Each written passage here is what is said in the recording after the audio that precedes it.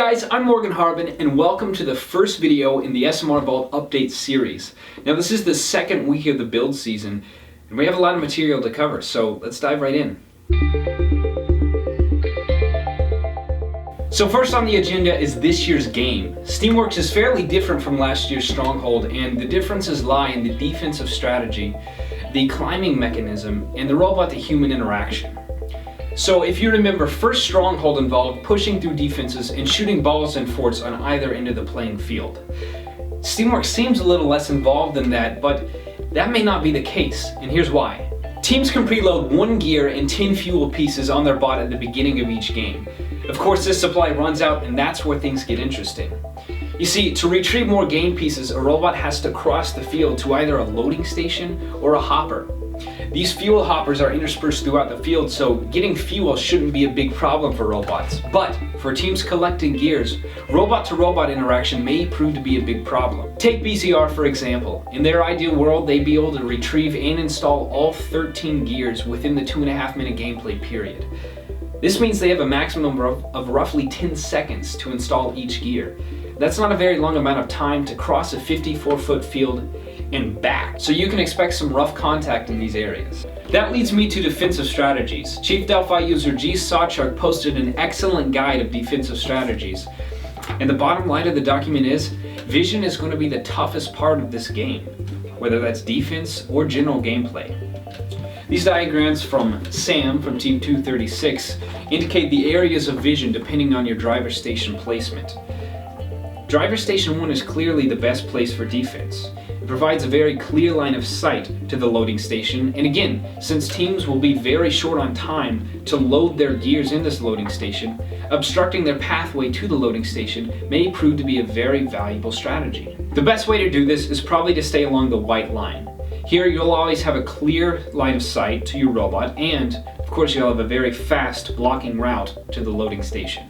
As far as blocking shots to the boiler goes, that may prove to be a challenge since contact isn't allowed in the key. However, making light contact while other bots are trying to take aim may be just enough to disturb the accuracy of your opponent, so long as your robot doesn't intrude on the designated safe zones. On the offensive side, it looks like gears are a big priority for teams, with 40% of the teams that participated in our Twitter survey saying that gears are a priority. But fuel seems to be an afterthought, with only 7% of teams saying that this was a priority. However, a hybrid system that's gears and fuel is proving to be a very popular system, with 53% of teams deciding to concentrate on this idea. This hybrid idea may prove to be a real winner because of the way the scoring system is set up. Basically, for each rotor turning, a team gets 40 points during the teleop period. Now, for each progressive rotor, the number of gears required to turn it gets higher and higher. To turn the first rotor, you have to have 1 gear. To turn the second, you have to have 2 extra gears. To turn the third, you have to have 4 extra gears. And to turn the fourth, you have to have 6 extra gears. That means that a team that installs 7 gears gets the same amount of points as a team that installs 12. This is where a hybrid system becomes incredibly valuable. If your team can score 7 gears, but then focus on scoring fuel or blocking opponents in order to avoid wasting time installing worthless extra gears, you may set yourself up to be at a top spot in the semifinals. It looks like both Hardin Valley and BCR will be following this strategy. Both teams are in the advanced stages of prototyping, with Hardin Valley's fuel system further developed than BCR's. In terms of gears, it looks like many teams will be utilizing a box apparatus to catch and install gears, which is a concept that first pioneered in Robot in 3 Days. Finally, the rope. This year's climbing aspect is a whole lot more involved than last year's, which simply involved robots grabbing onto a fixed metal pole and hoisting themselves up. This year with Steamworks, teams are allowed to choose the rope they use so long as it meets first regulations. So now what we're seeing is teams are able to not only configure their robots, but also the game pieces they play with.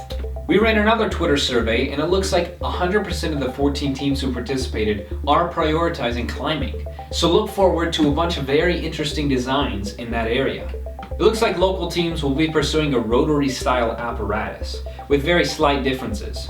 BCR's apparatus, which is in the fairly advanced stages of development, involves a very small cylinder that'll grab onto the rope, whereas Hardin Valley makes use of a more full-width rotary system. Something worth noting about this year's competition is the robot-to-human interaction. Normally we don't see human players in the middle of the arena like this, so it'll be really neat to see how this turns out when competition comes around. Well, that's all for these first 2 weeks, guys. You may have noticed that Hardin Valley and BCR were both featured in this video. If you'd like your team to be featured, film some short videos and send them to us at smrvault@gmail.com. Or if you'd like more advanced instructions on this, feel free to email us. Thank you all for watching. Don't forget to drop a big like below and subscribe to our channel for more videos just like this throughout the build season. For SMR Vault, I'm Morgan Harbin, and I'll see you next time.